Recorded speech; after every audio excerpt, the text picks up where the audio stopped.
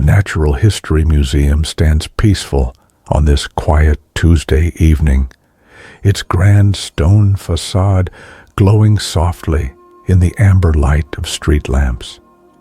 You've stayed behind after closing time, a special privilege granted to those who work here, who know these halls as well as they know their own homes.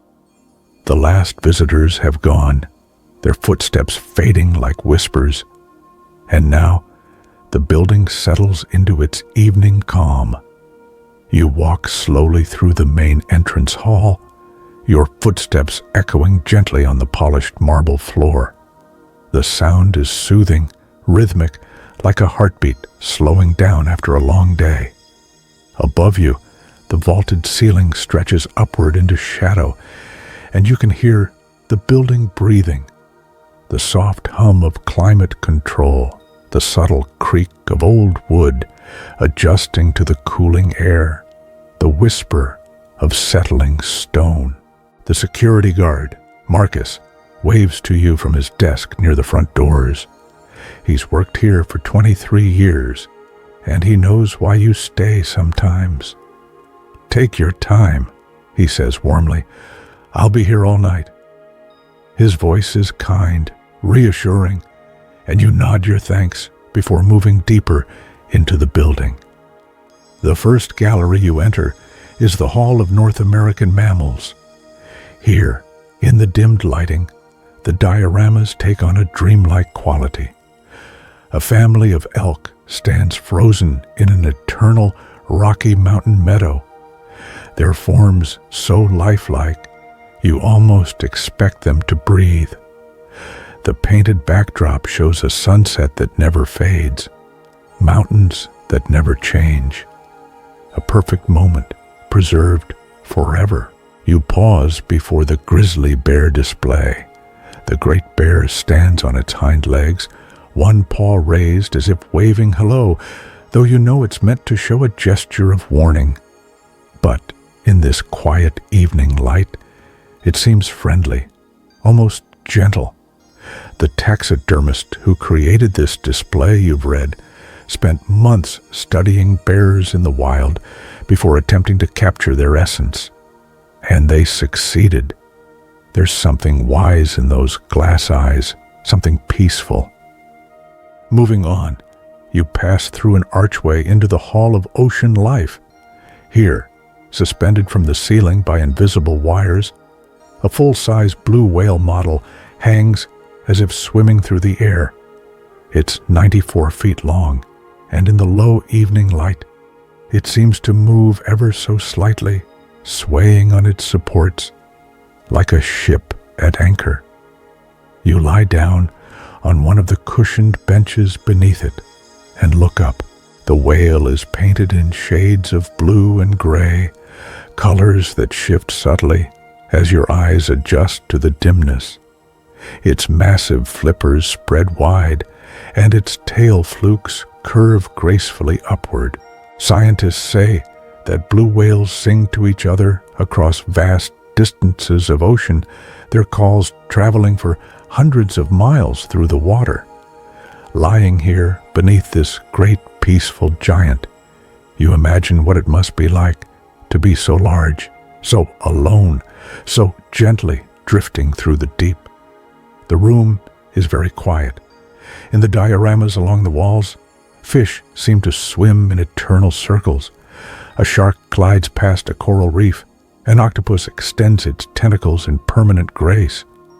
Everything here is still, yet everything seems alive, caught in the amber of preservation, safe and unchanging. You close your eyes for a moment, and the day begins to fall away. The emails you answered, the phone calls you made, the small worries that seemed so pressing just hours ago, they fade like watercolors in rain. Here, in the presence of these ancient oceans, these massive creatures, your concerns become small and manageable, no more significant than a single grain of sand on an infinite beach. When you open your eyes again, you notice details you've never seen before. the way the light catches on the scales of a model tuna, making them gleam like silver coins. The delicate painting of anemones on the reef, each one unique, each one someone's careful work. The gentle curve of a ray's wing as it seems to glide past a rocky outcrop. You think about the people who created these displays, the artists and scientists who spent years perfecting every detail. They wanted visitors to feel what you're feeling now, a sense of wonder, of peace, of connection to something vast and beautiful. And they succeeded.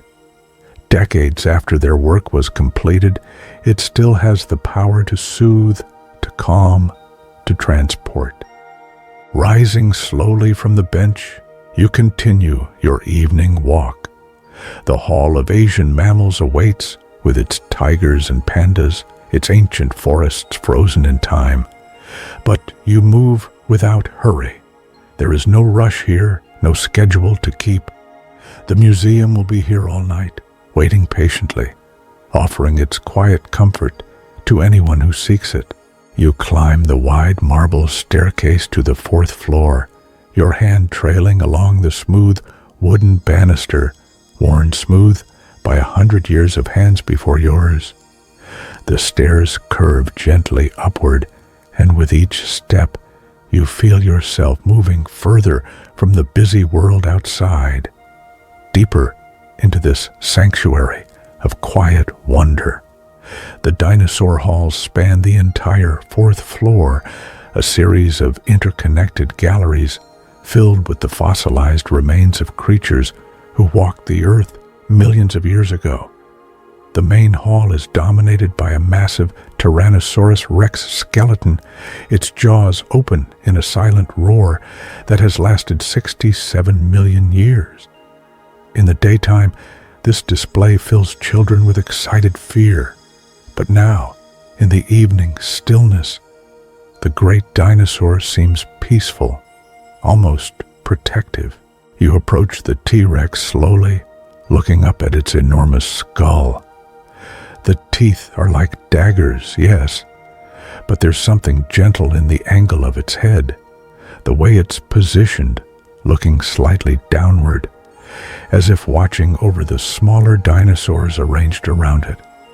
The fossil hunters who found these bones spent years carefully excavating them from Montana badlands, brushing away stone and sand with patient precision, knowing they were uncovering something extraordinary. Moving along the hall, you pass through epochs. Here is a Triceratops, its great frill spread wide, its horns pointing forward. The fossil is so complete, you can see where muscles once attached, where blood vessels once ran through bone. Nearby, a Stegosaurus shows off its distinctive plates, arranged along its spine like a dragon's crest. Scientists still debate what these plates were for: temperature regulation, defense, display. But here, in the quiet museum, their purpose seems clear. They are beautiful, and that is enough. A glass case holds smaller fossils, delicate bird-like dinosaurs with feathers preserved in stone, early mammals no bigger than mice, ancient insects trapped in amber. You crouch down to look more closely. There's a dragonfly, its wings spread, frozen mid-flight for 100 million years. Its compound eyes are still visible, tiny hexagons that once saw a world so different from ours that we can barely imagine it. Warmer, lusher, filled with plants and creatures that exist now only in stone. The next gallery focuses on marine reptiles. An enormous Mosasaurus skeleton stretches across one wall, its jaws filled with recurved teeth, its flippers positioned as if caught mid-stroke. Below it, information panels explain how these creatures lived, but you don't need to read them. You've been here enough times that the facts have settled into your mind like sediment. These were not dinosaurs.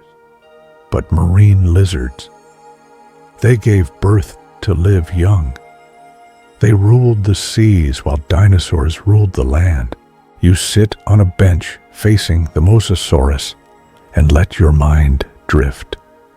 Imagine, 80 million years ago, this creature swam through warm, shallow seas that covered much of North America. Where you now sit, there was water, hundreds of feet of water, and these great reptiles glided through it, hunting fish and ammonites and each other. The ground beneath the museum, the bedrock of the city, remembers that ancient ocean. It's still there, in the layers of limestone and shale, in the fossils that construction workers sometimes find when digging foundations for new buildings. Time moves strangely here in the dinosaur halls. 1,000,000 years is nothing, a blink, yet everything. These creatures lived and died, species rose and fell, whole ecosystems came and went, all ground down now to bone and stone. And yet, here they are, somehow present, bearing witness to the fact that life continues, that existence persists, that even in endings, there are beginnings. You walk to the windows at the far end of the hall. Outside, the city spreads in all directions, its lights twinkling in the darkness. Cars move along distant streets. People walk home from dinner, lights flicker on in apartment windows. All of it temporary, all of it fleeting, but beautiful nonetheless. Like the dinosaurs, we have our moment, our time to walk the earth. The thought is not sad, but comforting. We are part of something vast, an ongoing story that stretches back billions of years and will continue long after we're gone. Turning back to the hall, you notice how the dim lighting creates shadows between the fossil displays, making the space feel larger, more mysterious. In one corner, a small diorama shows a Cretaceous landscape. Flowering plants just beginning to appear, small mammals hiding in the undergrowth, a volcanic mountain smoking in the distance. It's incredibly detailed, right down to individual leaves on the ancient ferns, individual scales on a small lizard, sunning itself on a rock. Someone spent weeks, perhaps months, creating this tiny scene, researching exactly what plants existed in that time period, what the landscape would have looked like, how the light would have fallen, all so that visitors could glimpse, for just a moment, a world that no longer exists except in imagination and in stone. You continue through the halls, past the Apatosaurus with its long neck stretching toward the ceiling, past the Allosaurus frozen in mid-stride, past cases of fossilized eggs and footprints, and coprolites. Each specimen has a story, where it was found, who found it, what it tells us about ancient life. But tonight, those stories blur together into something larger, a meditation on time, on change, on the patient work of earth and stone in preserving memory. The last room in the dinosaur halls is the smallest, and it's your favorite. Here, the lights are even dimmer, and the space is dedicated to the end of the dinosaurs, the asteroid impact that ended the Cretaceous period 66 million years ago. But it's not presented as a tragedy. Instead, the displays focus on what came after, the rise of mammals, the spread of birds, the flowering of plants that would eventually feed the world we know today. There's a piece of the impact layer here, a thin, dark line in a core sample of rock. Below it, fossils from the age of dinosaurs. Above it, something new beginning. You place your hand on the glass case protecting this precious sample, and you think about endings and beginnings, about how they're not really separate things at all, but parts of the same continuous flow, descending a different staircase. You make your way to the Hall of Minerals and Gems. The stairwell is cool and quiet, and your footsteps echo softly in the enclosed space. At the bottom, a heavy door opens into a darkened gallery where stones glow under carefully positioned lights. This is perhaps the most peaceful room in the entire museum. The displays are arranged along the walls and in cases throughout the space, and each one is illuminated to bring out the inner light of the stones. Amethyst geodes sparkle with purple crystals. Emeralds glow green as deep forests. Opals shift through rainbows as you move past them. You begin at the beginning with the simple elements. Here is a case of pure metals, a nugget of gold, its yellow shine undimmed by centuries in the ground. A chunk of silver, its surface tarnished but still lustrous. A piece of copper, its red-orange hue warm even under the cool museum lights. These are the building blocks of the earth, elements forged in dying stars billions of years ago, scattered through space, eventually collecting into planets and moons and asteroids. Moving on, you come to the silicates, quartz in all its varieties. Clear crystal points that look like ice, smoky quartz dark as evening shadows, rose quartz pink as dawn. There's citrine, yellow as November sunshine, and amethyst in every shade of purple from pale lavender to deep violet. Each crystal grew over thousands or millions of years, atom by atom, molecule by molecule, in cavities deep underground, where hot water carried dissolved minerals and slowly, patiently, left them behind in these geometric forms. You pause before a massive amethyst geode, nearly 4 feet tall. Its outer surface is rough and gray, but inside it's lined with thousands of purple crystals, all pointing toward the hollow center. The formation is from Brazil, according to the small placard, and it weighs over 600 pounds. You try to imagine the journey this stone took, forming deep underground millions of years ago, rising slowly as geological forces pushed it upward, eventually eroding free of the surrounding rock found by miners, shipped across an ocean, installed here where thousands of people can marvel at it every day.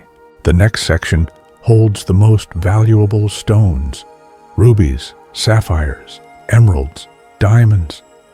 These are presented not as jewelry, but as crystals in their natural forms, still embedded in matrix rock or displayed as rough stones.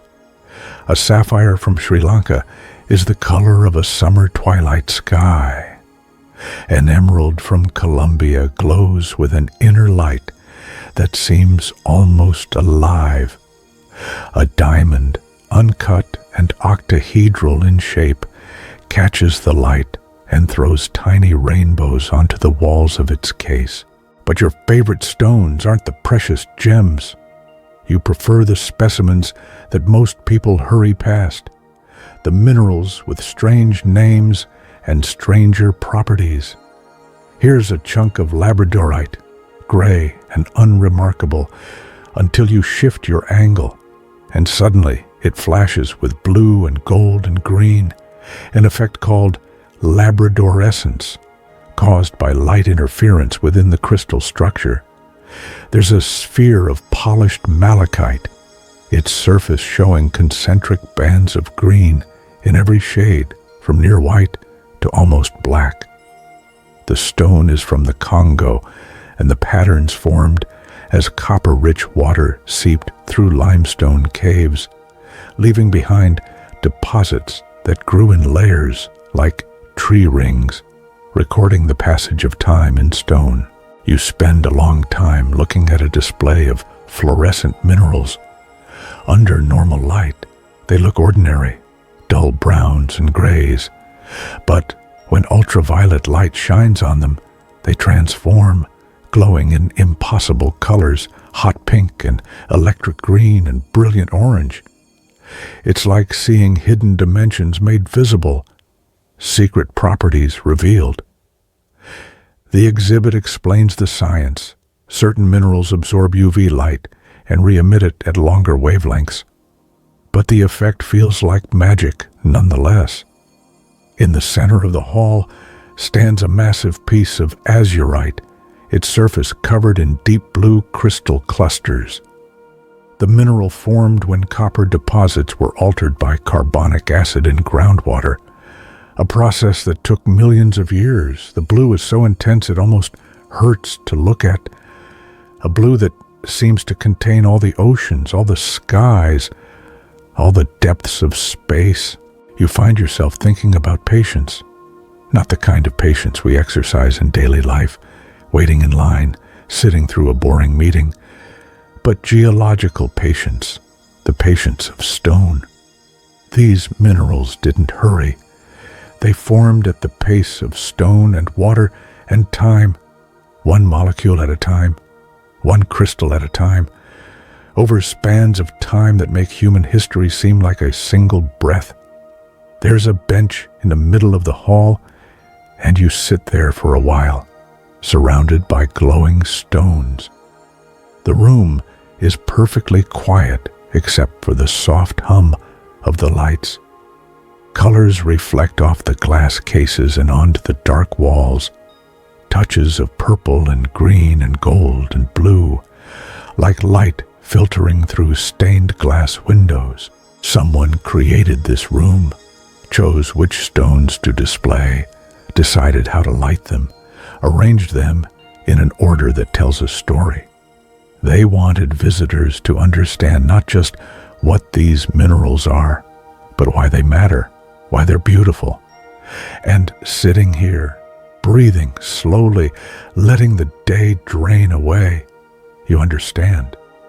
These stones are proof that beauty doesn't need to hurry, that the most stunning things often take the longest to create, that patience and pressure and time can transform simple elements into something extraordinary. You notice details you've missed before. A tiny label explaining that one amethyst was found in 1897, that it's been in the museum's collection for over a century. A piece of jade so smooth it looks like water frozen in green stone.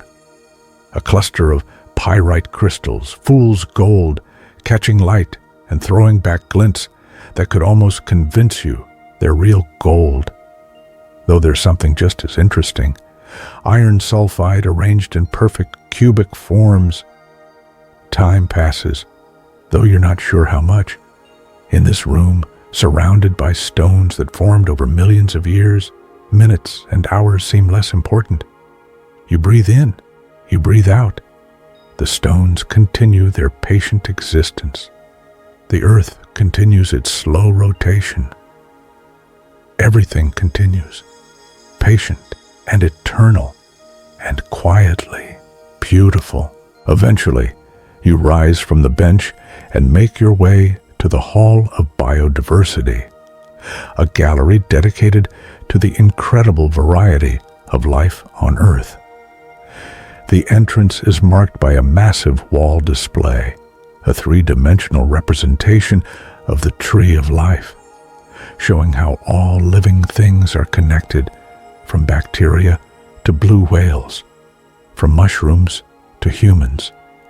The hall is arranged as a journey through different ecosystems. You begin in the rainforest section, where a life-size diorama shows the multiple layers of a South American jungle.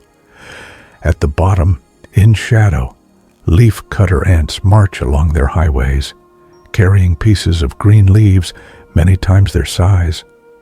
Above them, the understory holds ferns and young trees, waiting patiently for their chance to reach the light. Higher still, the canopy explodes with life. Orchids and bromeliads, toucans and sloths, snakes and monkeys, and thousands of species of insects. The diorama is so detailed that you can spend hours finding new things.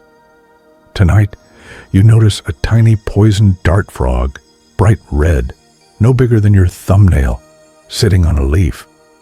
It's so perfectly crafted that it looks alive, ready to hop away at any moment. Nearby, a morpho butterfly's wings catch the light, shifting from brown to brilliant blue depending on the angle of view, an effect the real butterflies use to confuse predators and attract mates. Moving on, you enter the ocean section. Here, the lighting shifts to blue, and you're surrounded by specimens from the deep sea.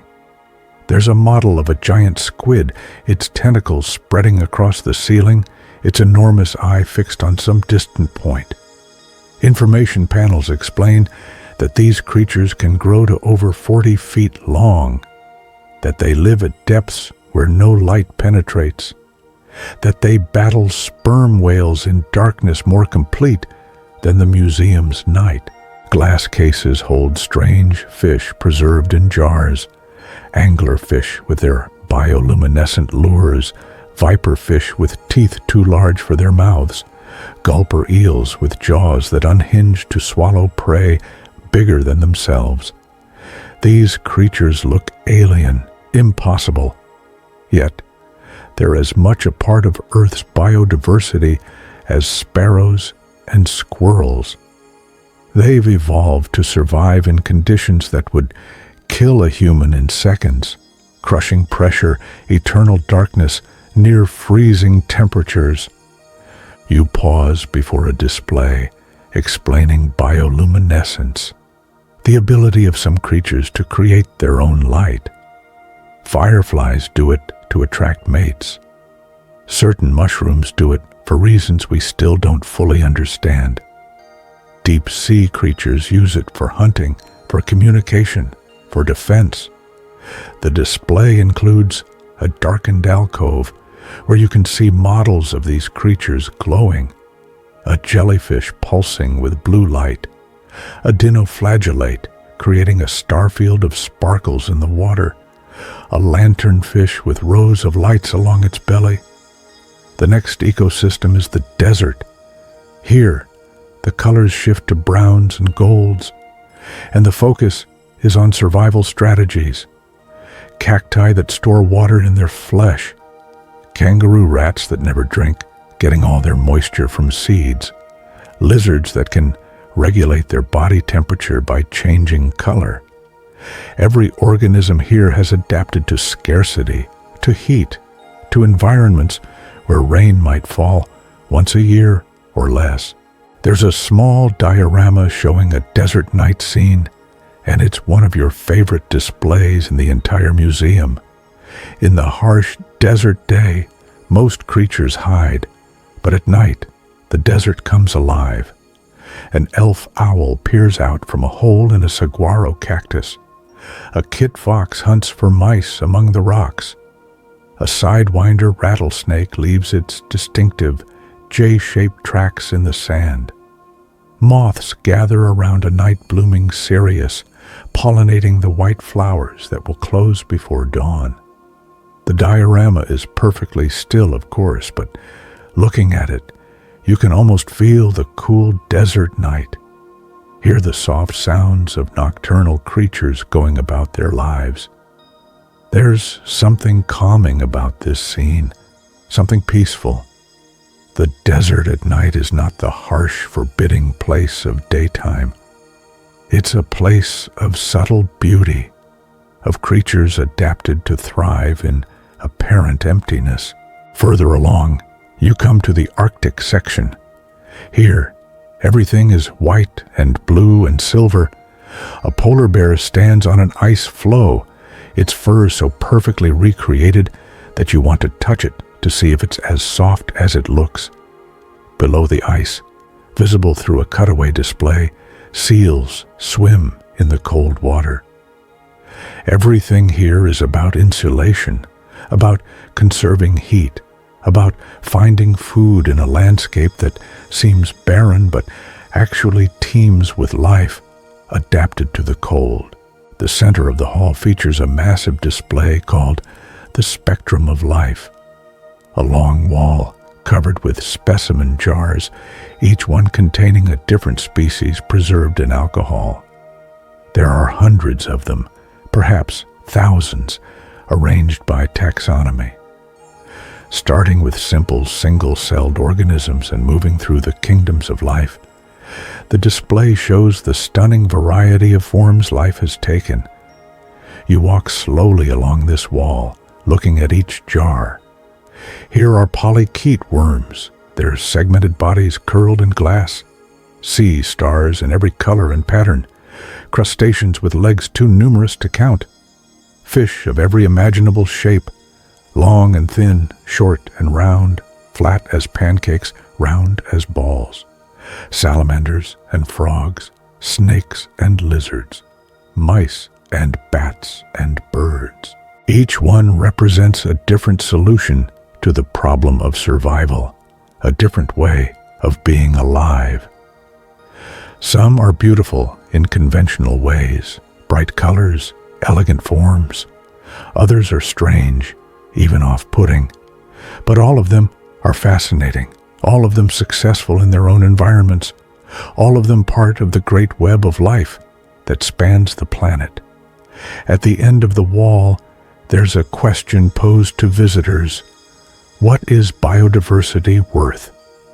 The exhibit doesn't try to answer this in dollars or economic terms. Instead, it shows what biodiversity provides: food, medicine, materials, inspiration, wonder. It shows how interconnected everything is, how the loss of one species can ripple through an ecosystem, affecting dozens or hundreds of others. But tonight, alone in the quiet museum, you think the exhibit misses something important.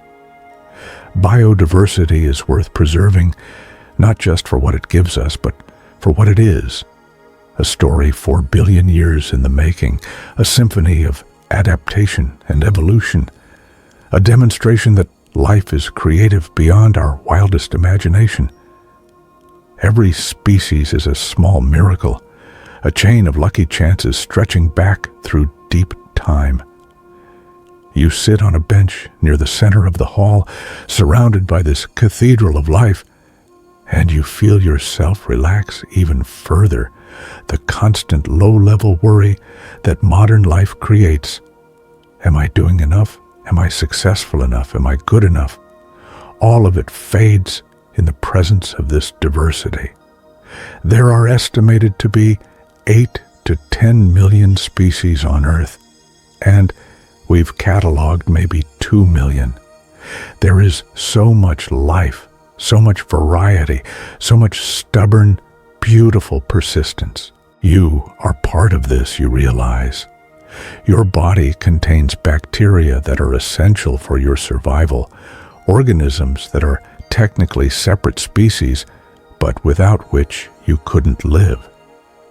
Your DNA contains sequences inherited from ancient viruses, genetic material that's been part of the human genome for millions of years. You are not separate from the biodiversity surrounding you in these displays. You are part of it, continuous with it, one small but unique expression of life's endless creativity. Quietly, respectfully, you make your way to the Hall of Human Origins. This gallery traces the evolution of our own species, from our earliest primate ancestors to modern humans. And tonight, it feels particularly appropriate. A place to think about where we came from, who we are, and how we fit into the larger story of life on Earth. The hall begins millions of years ago with small primate fossils from the Eocene epoch. These are tiny skulls, no bigger than an apple, with large eye sockets adapted for night vision.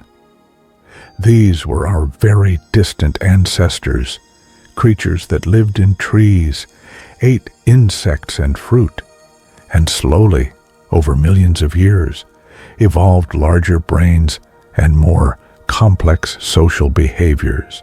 You move through time. Here are Australopithecus fossils from Ethiopia, including a cast of Lucy, the most famous fossil human ancestor ever found.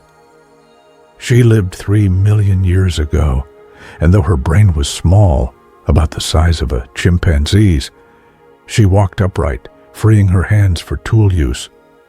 The fossil is remarkably complete. You can see the curve of her spine, the structure of her pelvis, the bones of her feet that carried her across ancient African grasslands.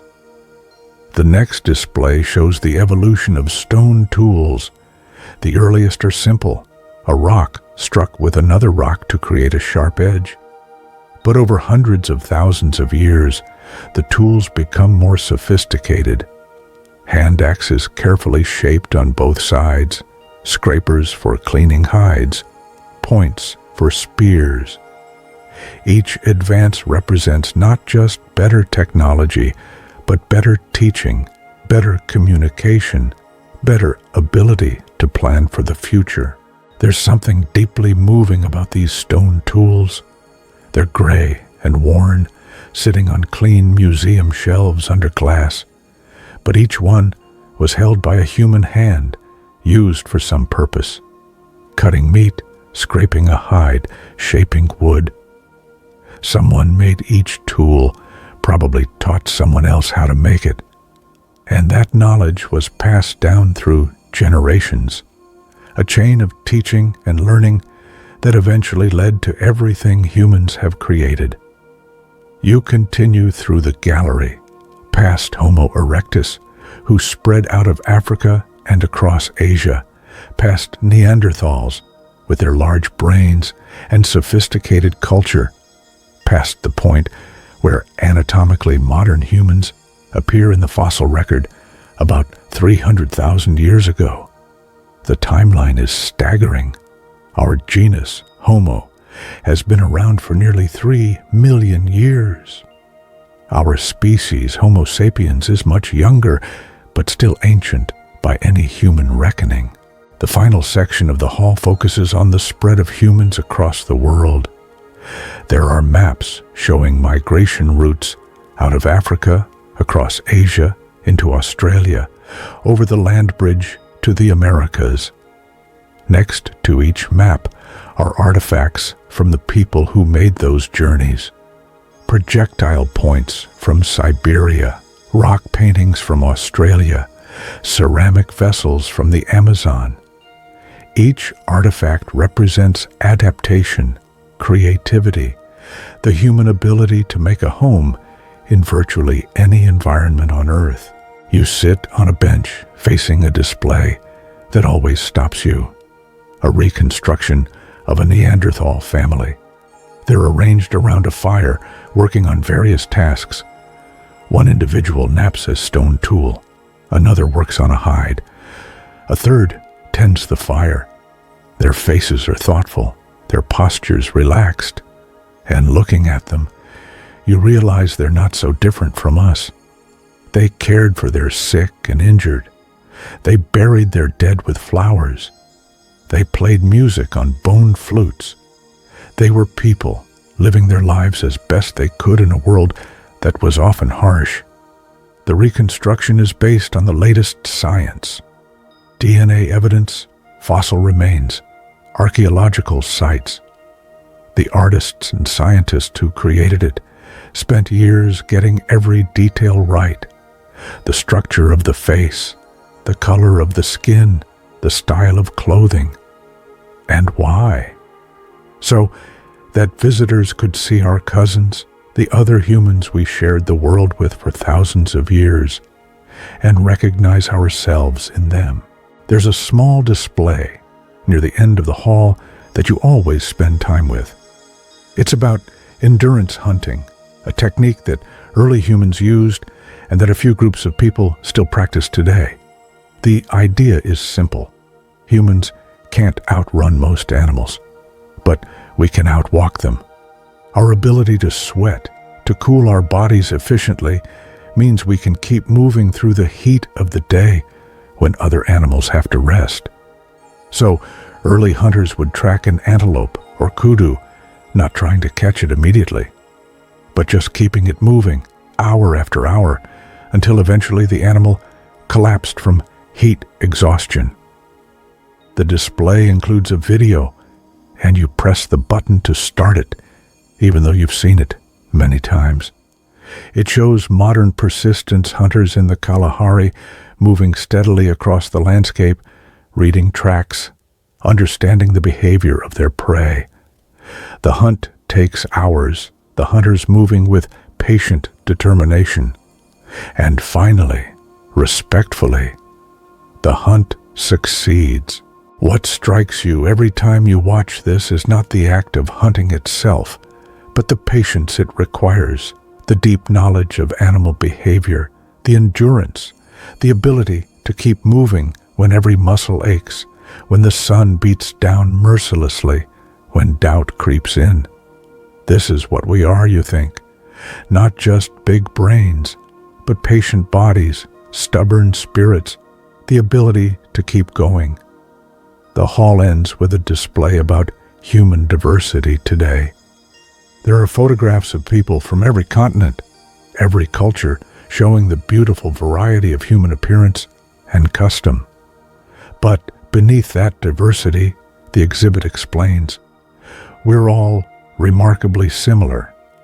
Any two humans, no matter how different they might look, share more than 99.9% of their DNA. We're all recent Africans, all descended from the same population that lived in East Africa some 300,000 years ago, all related if you go back far enough. You stand in front of this display for a long time, in the quiet museum, in the peaceful night, surrounded by evidence of our shared history, differences that seem so important in daily life, nationality, ethnicity, class, all the things we use to divide ourselves from each other, fall away. We're one species, one family, walking the same earth our ancestors walked, looking at the same stars they saw, asking the same questions about where we came from and where we're going. The guard, Marcus, pokes his head in to check on you. "Doing okay?"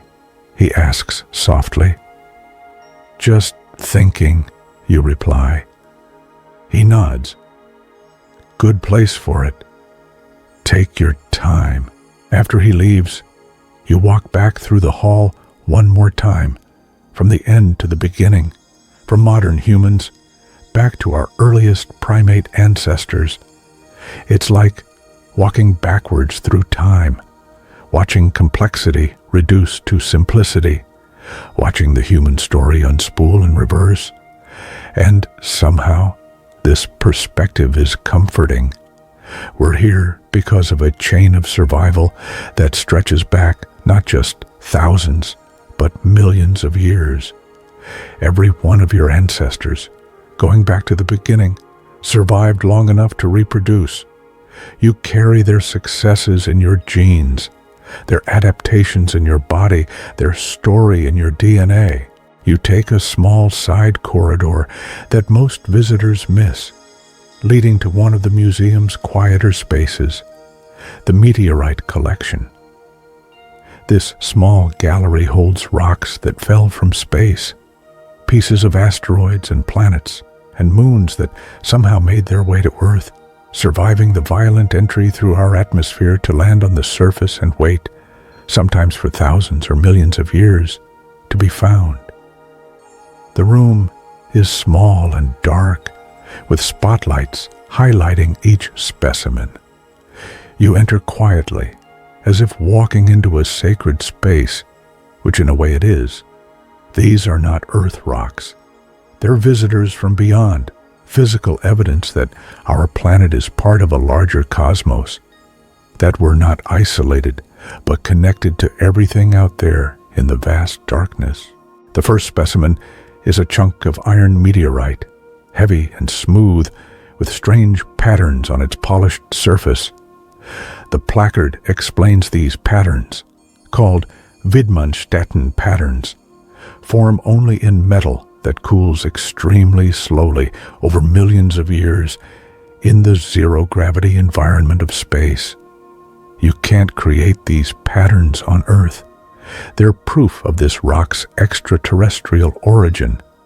The meteorite is from the Campo del Cielo crater field in Argentina, where a massive iron asteroid broke up in the atmosphere about 4,000 years ago, scattering fragments across the landscape.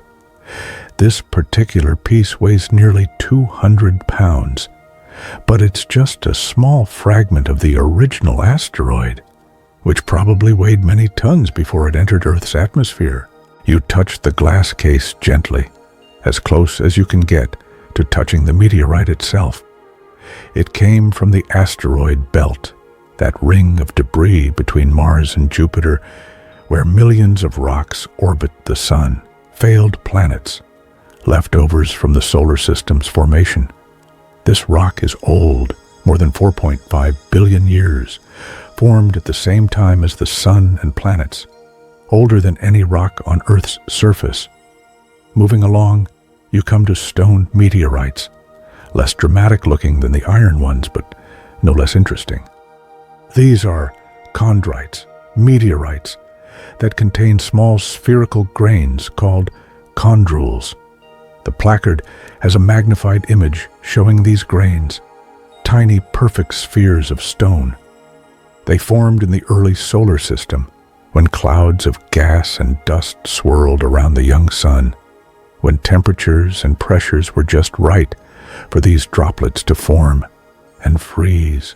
One specimen contains tiny flecks of diamond, not the large crystals used in jewelry, but microscopic diamonds formed when the parent asteroid was struck by another asteroid, the impact creating temperatures and pressures high enough to transform carbon into diamond.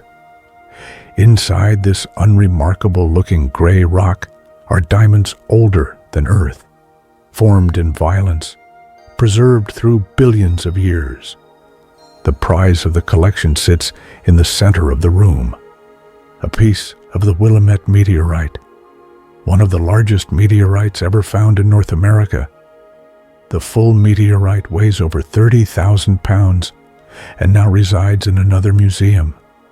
But this piece, about the size of a basketball, gives you a sense of its presence.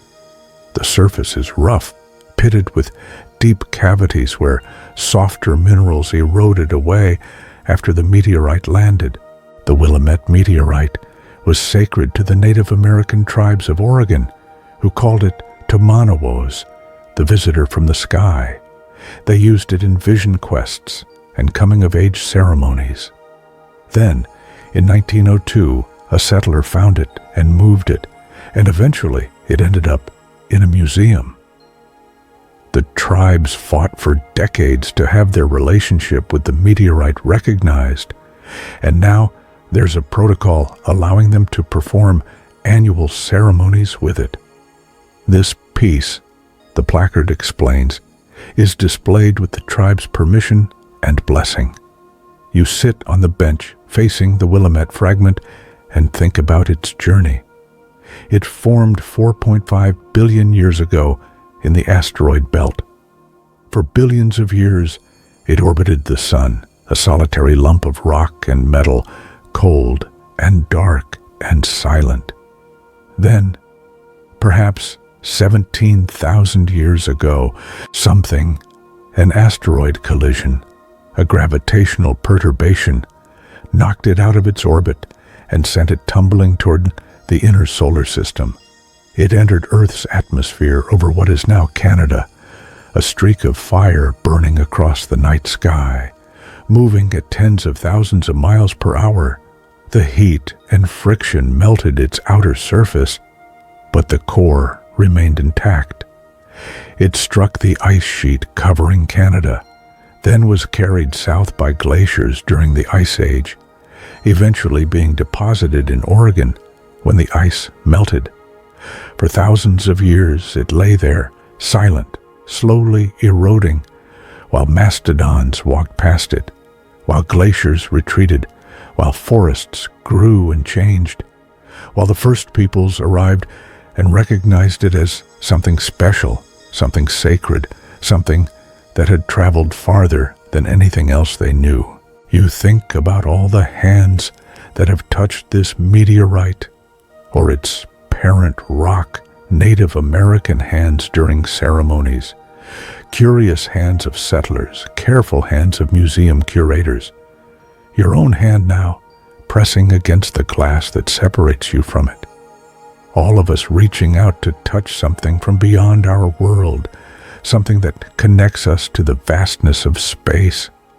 The room is very quiet. The spotlights create small pools of light, and between them, shadows gather. You feel yourself becoming very calm, very still, as if you too are suspended in space, floating gently, moving slowly through the darkness between stars. In another case, there's a piece of Martian meteorite. Yes, Martian, a rock that was once part of the surface of Mars, blasted into space by an asteroid impact, drifting through the solar system for millions of years before falling to Earth. Scientists can tell it's Martian by analyzing the gases trapped inside, which match the Martian atmosphere measured by space probes. This small gray rock, no bigger than a walnut, has been to Mars. It lay on the surface of another planet, felt the weak Martian sun, experienced the thin Martian atmosphere, rested in Martian soil. And now it's here, in this quiet room, offering silent testimony that the planets are not isolated worlds, but part of a dynamic system where rocks can travel from one world to another, carrying stories written in their atoms and molecules. The final display in the room is perhaps the most extraordinary. A small piece of the Allende meteorite, which fell in Mexico in 1969. This meteorite is special because it contains pre-solar grains, tiny particles that are older than the sun itself, dust from stars that died before our solar system formed. These grains were floating through space when our sun was born, and they got swept up into the cloud of gas and dust that eventually formed the planets. You lean close to the case, though you can't see these pre-solar grains with the naked eye. They're microscopic, visible only under powerful microscopes. But knowing they're there, inside this small, dark rock, fills you with wonder. These particles are 7 billion years old, maybe older. They come from red giant stars that swelled and pulsed and shed their outer layers into space. They're literally stardust, and they're here, preserved in this meteorite, proof that we are made of stars, that everything on Earth, every atom in your body, was forged in stellar furnaces and scattered across the galaxy. Carl Sagan said we are star stuff, and here is the evidence, sitting quietly in a museum case, waiting patiently for anyone who cares to look and think and wonder. You sit for a long time in the meteorite room, feeling yourself slow down even more, feeling your breathing deepen, feeling the day's tensions continue to melt away. Outside this building, the city continues its restless activity. But here, in the presence of these ancient travelers, time moves differently. Here, 1,000,000 years is nothing. Here, patience is measured in eons. Here, everything is connected. Earth and Mars, our sun and distant stars, the deep past and the eternal present. Eventually, you rise and make your way to a part of the museum few visitors ever see, the research library. Marcus has given you access, knowing you come here sometimes to sit among the books, to be surrounded by centuries of accumulated knowledge, to feel the presence of all the scientists and explorers and curious minds who have contributed to our understanding of the natural world. The library is on the 3rd floor, down a corridor lined with old photographs of museum expeditions, teams of scientists in the Amazon, in Antarctica, in the Gobi Desert, all searching for specimens, for knowledge, for understanding. The photographs are black and white, faded with age, but the determination in the faces is clear. These people traveled to the ends of the earth in pursuit of knowledge, and the fruits of their labor filled the museum's collections. You push open the heavy wooden door to the library, and immediately you're enveloped in that distinctive smell of old books, paper and leather and dust and time. The room is 2 stories tall, with floor-to-ceiling bookshelves reached by sliding wooden ladders. A balcony circles the upper level, and more shelves line the walls there as well. The room must contain tens of thousands of books, maybe more. The lighting is soft, coming from green-shaded lamps on the reading tables. You turn on just one near the center of the room, leaving the rest of the space in gentle shadow. The single lamp creates a pool of warm light, and you sit at the old oak table, running your hand along its smooth surface. Worn by generations of researchers, the books around you cover every aspect of natural history. Here are field guides to the birds of North America, published in 1904, their pages filled with hand-colored illustrations. There are monographs on insect taxonomy from the 1870s, their Latin descriptions precise and careful. Geological surveys from the first systematic explorations of the American West. Darwin's journals from the voyage of the Beagle. Audubon's original descriptions of American birds. Linnaeus's attempts to classify all living things. You stand and walk slowly along the shelves, reading titles. Here's a complete set of expedition reports from the museum's early years. Trips to Mongolia, to Patagonia, to Madagascar.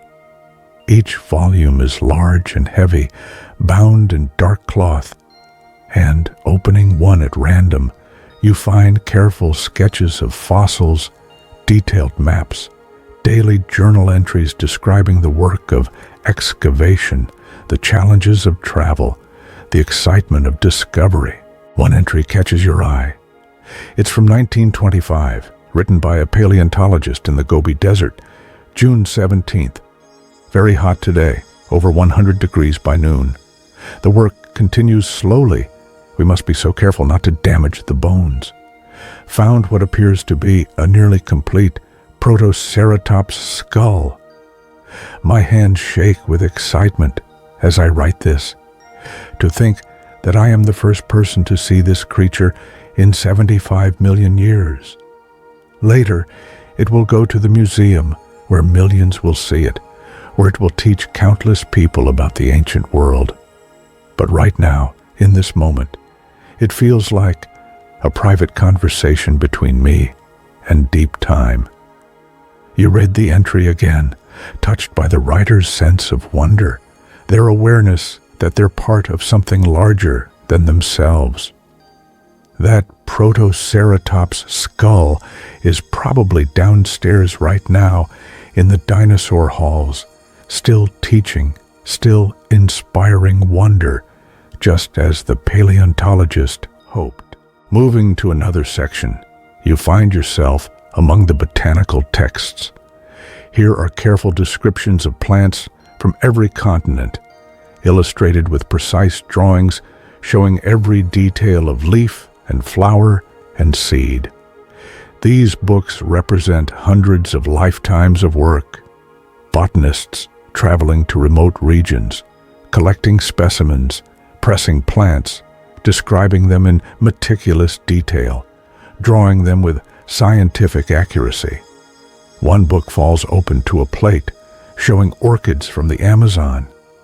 The illustration is so detailed you can see the individual cells of the petals, the tiny hairs on the stem, the exact pattern of spots that guide pollinators to the flower's center. The artist who created this, you think, must have spent weeks on this single illustration, looking through microscopes, mixing precisely the right shades of paint, making tiny brushstrokes to capture every detail. And why? So that future botanists would have an accurate record, so that students could learn, so that the beauty and complexity of this single species would not be lost. You return to the table and simply sit, surrounded by all this accumulated knowledge. The silence in the library is profound, broken only by the occasional creak of old wood settling, the soft hum of the climate control system keeping the books at the right temperature and humidity. These books represent something important, you think. They're not just information. You could find most of this information online now, probably access it faster and more easily. But these books represent dedication, patience, care. They represent people who spent their lives in pursuit of understanding, who traveled to difficult places, who made careful observations, who took the time to record what they learned so that others could benefit. In our current age, everything moves so fast. We expect instant answers, instant results, instant gratification. But these books remind you that real understanding takes time. It takes patience. It takes willingness to sit with a subject, to observe carefully, to think deeply, to be okay with not knowing everything immediately. You pull down a volume at random. It's a monograph on the butterflies of Central America, published in 1935. Opening it, you find a color plate showing dozens of species, each one painted in exquisite detail. Blues so bright they seem to glow on the page, oranges and yellows like flames, patterns of spots and stripes and eye spots, each one unique, each one the result of millions of years of evolution. The text describes each species, where it's found, what it eats, how it behaves, when it flies. The descriptions are precise but also affectionate. You can tell the author loved these butterflies, spent years watching them, came to know them as individuals. There's a note about one species. I have observed these butterflies gathering at muddy stream banks to drink, sometimes dozens together, their wings opening and closing slowly like breathing. On sunny days, the riverbanks seem to pulse with color. That moment, butterflies at a stream bank, wings opening and closing, happened nearly 100 years ago in some Central American forest. The author saw it, remembered it, thought it important enough to record. And now, all these years later, you can see it too, can imagine it, can feel the wonder the author felt. You spend a long time in the library, pulling down books at random, reading passages, looking at illustrations, a guide to the shells of the Pacific coast, a study of bear behavior in Yellowstone, a geological survey of the Appalachian Mountains, an ethnographic account of Arctic peoples and their relationship with the land and sea. Each book is a world unto itself, a deep dive into a specific subject, the result of someone's passion and dedication. And together, all these books, all these individual worlds, create a comprehensive picture of our planet's natural history, its geology, its life, its peoples.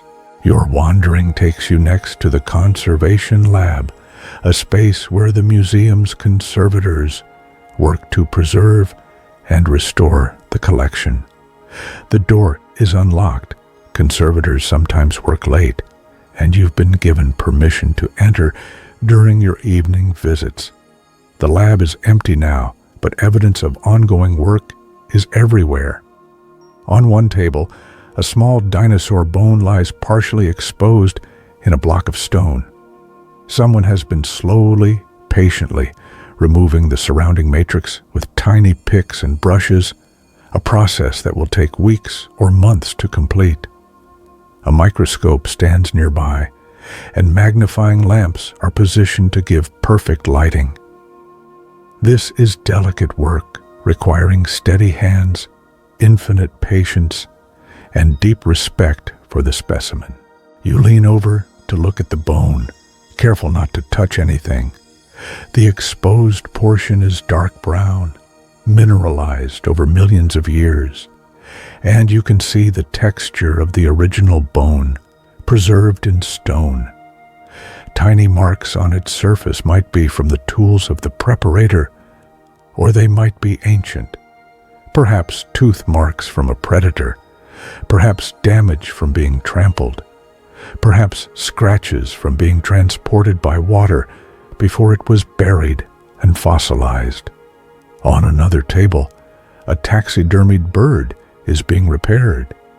It's a wood duck, its iridescent plumage catching the light, even in the dimmed lab. One wing was damaged. You can see where feathers have been carefully reattached, using techniques that won't damage the specimen, but will hold it together for years to come.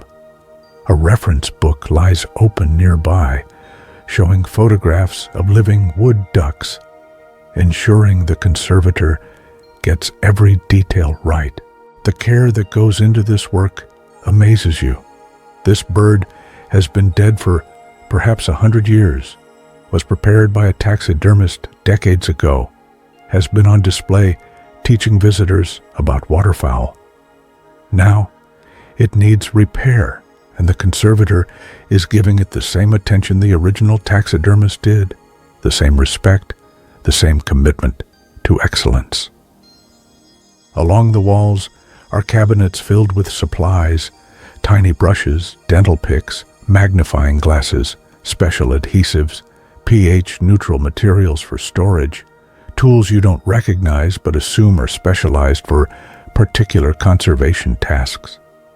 There are also reference materials, books about conservation techniques, databases of specimen information, photographs documenting the collection.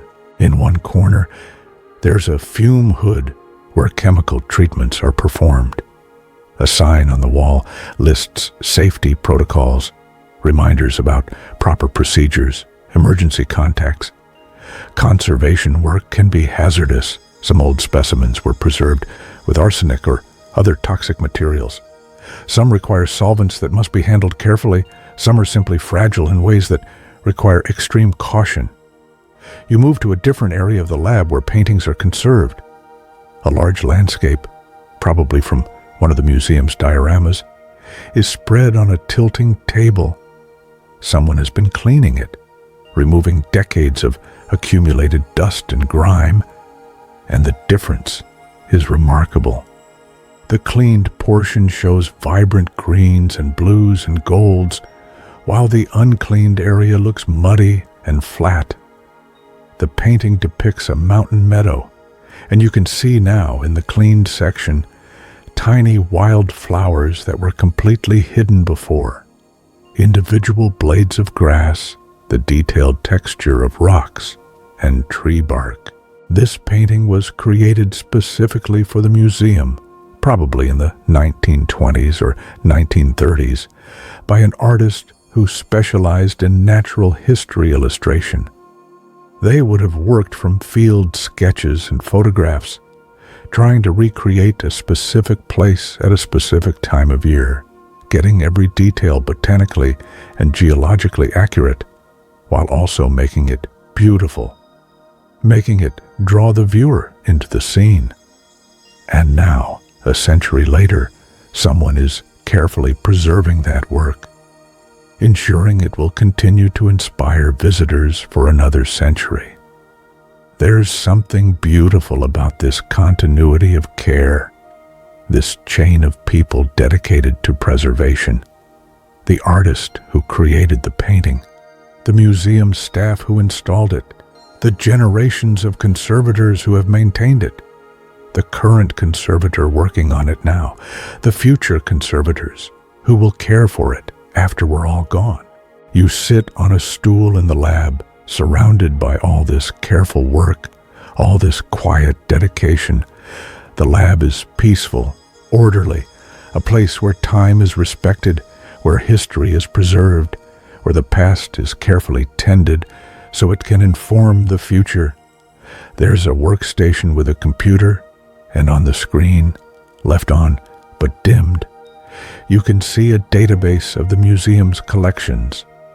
Millions of specimens, each one cataloged, each one assigned a unique number, each one documented with information about where it was found, when it was collected, who collected it, what's known about it.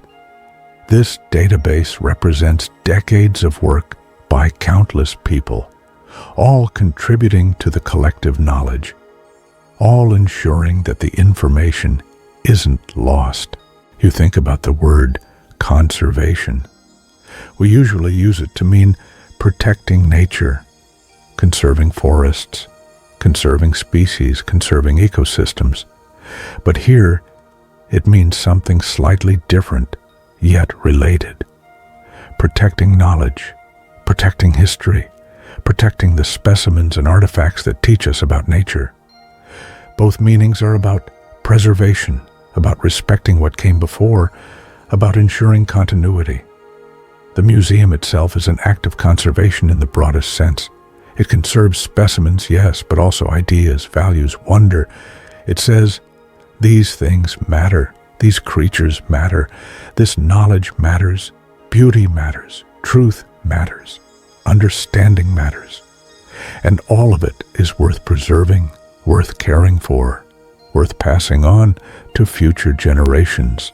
Down another hallway, through a security door that Marcus has opened for you, you find the fossil preparation laboratory. This is where newly acquired fossils are cleaned, studied, and prepared for display or research. The room is larger than the conservation lab, with industrial-looking equipment and work surfaces covered with rocks and tools. Several large blocks of stone sit on sturdy tables, each one containing partially visible fossils. These might be recent discoveries, waiting their turn for preparation, or they might be from the museum's backlog, decades old, finds that are only now getting the attention they deserve. Museums acquire fossils faster than they can prepare them, and many institutions have extensive collections of unprepared specimens, each one containing potential discoveries. You approach one of the blocks. A small section has been cleared, revealing what appears to be part of a skull. You can see the curved edge of a bone, the dark socket where an eye once was, the texture of fossilized skin or scales. A note card beside the block identifies it as a crocodilian from the Eocene epoch, found in Wyoming, approximately 50 million years old. The tools laid out nearby are surprisingly delicate, tiny air-powered scribes that vibrate at high frequency to remove stone, dental picks for fine work, brushes to clear away dust, magnifying lenses to see details. Preparing a fossil is like sculpting in reverse. Instead of adding material, you're removing it, carefully revealing what's hidden beneath. There's something meditative about this work, you imagine. Hours spent focused on one small area, removing grain after grain of sandstone or mudstone or limestone, gradually exposing bone that hasn't seen light in millions of years. It requires patience, concentration, respect for the specimen. Rush, and you might damage something irreplaceable. Take your time, and you reveal wonders. On another table, a fossil is nearing completion. It's a large ammonite, a spiral-shelled cephalopod that lived in ancient seas. The shell is nearly 3 feet across, and every chamber of the spiral is visible, filled with crystallized minerals that catch the light. The surface of the shell shows intricate patterns, ribs and nodes and growth lines, each one a week or month in the life of this creature, preserved for eternity. Someone has labeled different areas of the fossil with tiny numbered flags, and a notebook lies open nearby with sketches and measurements. This is science in action, documenting every detail, taking nothing for granted, recording information that might seem trivial now, but could be important later. Where exactly were those ribs? How did the pattern change as the creature grew? Were there any signs of injury or disease? Did anything feed on this ammonite after it died? You run your fingers along the edge of the work table, feeling sawdust and grit, the residue of patient labor. How many hours have been spent at this table? How many fossils prepared? How many discoveries made? The table itself is a kind of historical record, scarred by decades of work, witness to countless moments when stone fell away to reveal bone, when preparation suddenly realized what they were looking at, when the ancient past became present. In the corner of the lab, there's a series of photographs showing the preparation of a major specimen, a complete dinosaur skeleton excavated from Montana. The photos document the entire process, the discovery of the first bones eroding out of a hillside, the careful excavation of the site, the jacketing of bones in plaster for transport, their arrival at the museum, the slow process of preparation, and finally, the mounted skeleton on display. Looking at these photos, you see the commitment required for such a project. Years of work involving dozens of people, paleontologists to direct the excavation, preparators to clean the bones, engineers to design the mount, artists to restore missing pieces, all coordinated to bring this ancient creature back to a kind of life, to let it stand in the museum and teach visitors about the past.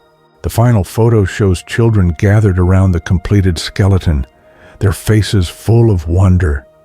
And that, you think, is the point of all this work, all these careful hours, all this patient dedication. It's not just about the science, though. That's important. It's about inspiring wonder, about connecting people to deep time, about giving everyone access to these incredible stories written in stone. You find a chair and sit for a while, letting the quiet of the lab settle over you. Outside, the night deepens. Inside, surrounded by fossils ancient beyond imagining, you feel your own sense of time expanding, your worries, deadlines, responsibilities, social obligations. They don't disappear, but they shrink, become manageable, take their proper place in the larger scheme of things. These fossils waited millions of years to be discovered. They'll wait in museum collections for decades or centuries more, continuing to teach, continuing to inspire. There's no rush, no hurry. Everything happens in its own time. Marcus finds you in the fossil prep lab and gestures toward the ceiling. Want to go up to the roof? He asks. It's a nice night, and I could use some fresh air. You nod, grateful for the invitation. Marcus leads you to a service elevator that takes you up to the top floor, then through a door marked Authorized Personnel Only, and finally up a metal staircase to the roof. The rooftop isn't really a garden. It's flat and functional, covered with HVAC equipment and ventilation systems. But someone years ago created a small green space in one corner. There are planters with hardy shrubs, a few benches, a small area of artificial turf. It's modest, but at night, with the city spread out around you, it feels like a secret sanctuary. The air is cool and fresh after the climate-controlled museum. You take a deep breath, feeling your lungs expand, feeling alive in your body in a way that's easy to forget when you're inside for hours. Above, the sky is that peculiar urban orange-gray, lit by the collective glow of millions of lights, but you can still see a few bright stars piercing through. Marcus settles onto one of the benches with a satisfied sigh.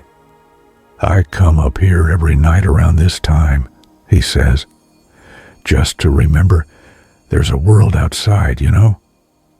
You sit on another bench, and for a while, neither of you speaks. There's just the ambient sound of the city, distant traffic, the hum of air conditioning units, the occasional siren far away. But up here, it all blends into a kind of urban white noise, soothing rather than stressful.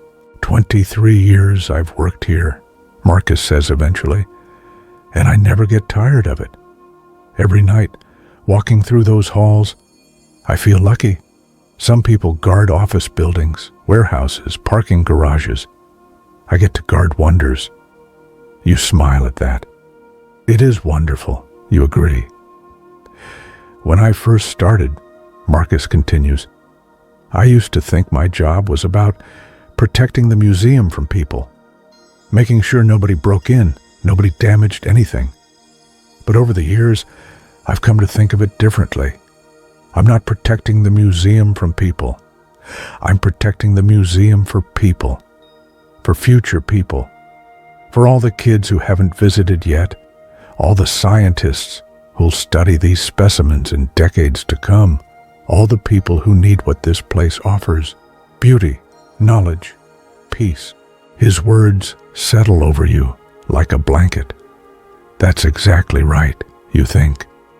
The museum is a gift from the past to the future, and people like Marcus, people like the conservators and preparators, people like you in your own way, you're all serving as temporary custodians, keeping these treasures safe during your watch, then passing them on. You look up at the stars again. That bright one is probably a planet, Venus or Jupiter, you're not sure which. And that faint smudge might be a galaxy. Billions of stars so distant their light has taken millions of years to reach Earth. The same light that's touching your eyes right now left those stars long before humans existed, before dinosaurs existed, before life crawled onto land. "Do you ever think about the people who'll be here in 100 years?" Marcus asks. "What the museum will be like then, what they'll think of us." "Sometimes," you say, "I hope they'll think we did okay, that we took care of things, that we added to the collection rather than letting it decay." "I think they will," Marcus says. "Every generation thinks they're living in the end times, that everything's falling apart. But we're still here, still learning, still trying, still building museums and preserving knowledge. That has to count for something." A cool breeze picks up, carrying with it the smells of the city, car exhaust and restaurant kitchens, and the green scent of parks and trees. You close your eyes and just breathe, feeling more relaxed than you have in weeks. The museum has done its work. Your mind is quiet, your body is calm, your spirit is at peace. "Thank you for letting me stay tonight," you say to Marcus. He waves a hand dismissively. "That's what this place is for, not just during the day when it's crowded and loud, but at night too, when people need quiet, need perspective, need to remember that their problems aren't as big as they seem." You sit together in comfortable silence for a while longer. Then Marcus stands. "I should get back to my rounds. Take your time up here. The door will lock behind you when you're ready to come down." After he leaves, you stay on the roof, looking out at the city, then up at the stars, then back down at the museum building beneath your feet. Inside that building, millions of specimens wait in the dark. Fossils and meteorites, minerals and bones, preserved animals and pressed plants, artifacts and artworks, and accumulated knowledge. All of it patient, all of it preserved, all of it ready to teach anyone who cares to look and listen and learn. You think about going home, about your comfortable bed, about sleeping and dreaming. But for now, you're content here in this in-between space, between earth and sky, between day and night, between past and future. Everything feels balanced, aligned, right. The city breathes around you. The earth turns beneath you. The stars shine above you. And you are here in this moment, alive and aware and grateful for it all. Finally, you do go back inside, descending the metal stairs, taking the elevator down, nodding to Marcus at his desk as you head toward the exit. But you take the long way out, walking once more through the halls you love. The mammals of Asia and Africa frozen in their forever moments. The dioramas of North American habitats, each one a window into a specific place and time. The hall of reptiles and amphibians, where snakes coil behind glass and frogs perch on painted leaves. Every gallery familiar, every display a friend. You pass the gift shop, dark and shuttered, its shelves stocked with books and models and educational toys. During the day, this area buzzes with activity, children begging parents for one more thing, adults carefully selecting gifts, museum members browsing the latest books. But now it's quiet, waiting for tomorrow. The main entrance hall appears before you, grand and echoing. You stand in the center, under the great vaulted ceiling, and turn slowly in a circle. In every direction, galleries branch off, each one leading to wonders. You've only explored a fraction of what the museum holds. Even after dozens of visits, there are specimens you've never seen, stories you haven't heard, connections you haven't made. And that's okay. You don't need to see everything, know everything, understand everything. The museum will be here tomorrow and next week and next year. There's no rush. Knowledge accumulates slowly, understanding deepens gradually, wisdom comes with patient attention over time. At the front doors, Marcus unlocks them for you. "See you next time," he says warmly. "See you next time," you echo. Outside, the night air is surprisingly mild. You expected it to be colder, but spring is coming, and even at this late hour, there's a softness to the air, a promise of warmth returning. You pause at the top of the museum steps and look back at the building. Its lights are mostly off now, just security lighting and emergency exits still glowing. The building looks different at night, less imposing, more intimate, like a grandmother's house after everyone else has gone to bed, peaceful and protective and patient. You start walking toward home. The streets are quiet but not empty. This is a city that never fully sleeps. A few cars pass. A couple walks by, talking softly. A dog walker shepherds a pack of small dogs past you. Everyone going about their lives, everyone part of the great human story that the museum documents and celebrates. Your footsteps echo on the pavement, and you find yourself walking slowly, reluctant to rush, wanting to hold on to this feeling of peace, this sense of perspective, this reminder that you're a part of something vast and ancient and ongoing. You pass a small park, its trees bare but budding, ready to burst into green in another few weeks. You pass closed shops and lit apartment windows. You pass a church, quiet and dark, and then a school, its playground empty and waiting for Monday morning. Everything sleeps or rests or waits. Everything has its rhythms, its patterns, its cycles. Day follows, night follows day. Winter gives way to spring, gives way to summer. Generations live and die and are followed by new generations. And through it all, museums preserve and teach, stones weather and erode, stars burn and die and are reborn. Life adapts and evolves and persists. You're very tired now, but it's a good tired, a peaceful tired. Your mind isn't racing with worries or spinning with anxieties. Instead, it's quiet, spacious, content.